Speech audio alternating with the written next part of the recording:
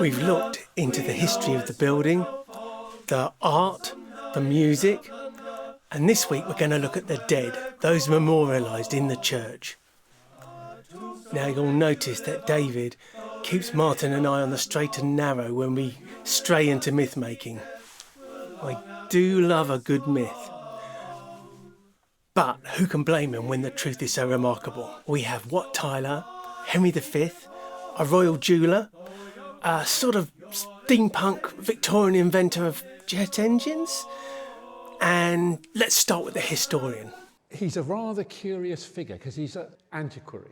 You know, he was obviously a scholar. He wrote an early history of the town, which is still worth looking at. He wrote history, but he was one of that generation of sort of 18th and 19th century. They went back to the originals. But he was also a great one for a story. And so he's the one that perpetuates the myth of Wat Tyler and the Peasants' Revolt starting in Dartford, that the tax collector insisted that a young girl was above the age and therefore had to have a pay tax. And the parent took umbrage and it all started there. That's a complete fabrication. But wait, a pub is always good evidence, isn't it? Oh, not even evidence. Not even not evidence. If Wat Tyler isn't from here, do we actually know where he is from? I think it's difficult to say. I mean, he probably did exist, but it started elsewhere. And I think there might even be a Tyler mentioned in a rent roll, but it's not the right. We know that it's not. It doesn't have anything to do with Dartford as such. He didn't start here. So it was a good story and he embellished it. Because he's And it's finished in Blackheath, which is just... Yes, and there were lots of revolts all over the country, but there were bits in Kent, and they came up from Maidstone. And there were bits in Essex, and they all met up in Blackheath. So it could have been done. I think I'm going to say no. I think we would break this gently to the Dartford public, actually. A totally different sort of churchmanship here, the Reverend John Curry. Again, absolutely typical of his time, because you've got a lovely classical monument here in the sort of Greek style, bit of black marble, white marble. He with his wig on and his surplice there, rather frilly one actually. And if you read the inscription, we saw in him benevolence tempered with discretion, zeal controlled by sober judgment, piety adorned with a simplicity approaching almost apostolic age.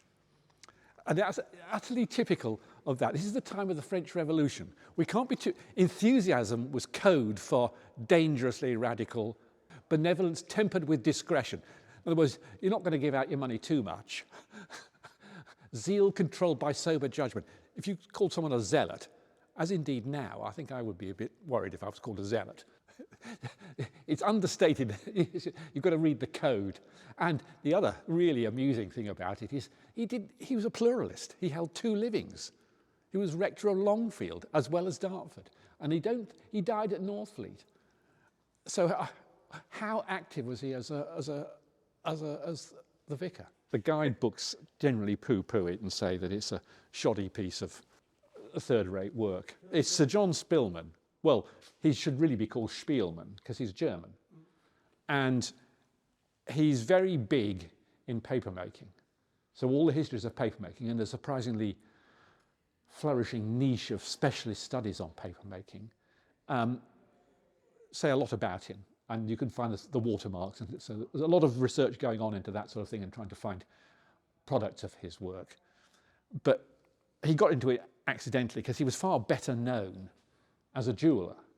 So he made wonderful, elaborate, costly cups and goblets for Queen Elizabeth and James I. But of course, there are virtually none of those left. There are a few. If you look around, they're in one or two museums, but being full of gold and encrusted with jewels, if times are hard, it's easily portable and easily melted down. There's the inscription there. He seems to have had quite a loving relationship with his first wife. There's quite an endearing poem. Gladly, dear wife, would I have given my life to deliver thee, but since it could not be, this tomb shall make known the love I have for thee, which is quite a touching little bit there. And he married again, but he's German, and his wife came from Nuremberg. And so that explains the heraldry on the shield, because papermaking was very big in Dartford in the 19th century. I don't think there's much of it left now. No, there was when I first came. You had Wiggins Teep. Yeah, but in the mid-19th century, I think, or certainly sometime in the 19th century, the papermakers restored this, and I think they've taken one or two liberties with it. And I think that a couple of the figures at the top there are rather Victorian embodiments. not the virtues. I think it's a nice little tomb, and it's in a really important place. This is the prized place for burial in as close to God as you can. well, exactly that. This is a memorial to Richard Trevithick, the steam pioneer, Okay. who had a rather checkered career, as it were, in the sense that his engines didn't work particularly well.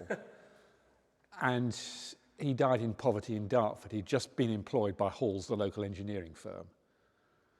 So he was completely reviled in his own time. And now he's looked back on as a great pioneer who didn't quite make it. And this was put up by someone called Everard Hesketh, who was the managing director of Hall's in the 1920s, by way of sort of acknowledgement rather late in the day. He is Cornish, yes. I think quite a few of it was the mines in Cornwall that needed pumping engines to get the water out. But I think this transition from up and down to along he didn't quite master it in the way that people like Stevenson. There's also a lovely story about Richard Trevithick, in that he went off to the marshes and there were great big explosions and things being destroyed. And nobody really knew what he was up to until Frank Whittle in the mid-20th century, who was designing the jet engine, because he came across some designs by Richard Trevithick, and they were the primitive versions of designing a jet engine. Wow. Wait. Jet engines? Now, extraordinary claims require extraordinary evidence. Richard Trevithick probably deserves a video all of his own. Yes, he did many things along the lines that David's already described, and many other things. He really nearly put a tunnel under the Thames at Rotherhithe long before all the others. Nearly.